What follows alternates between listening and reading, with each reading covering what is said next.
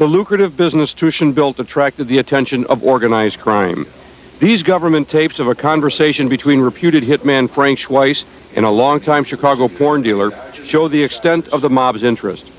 After being told Tushin could be making $10 million a year, Schweiss hints he may go after his entire empire.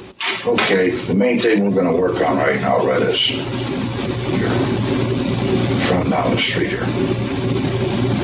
But I got your word that you could fully step in and run this operation.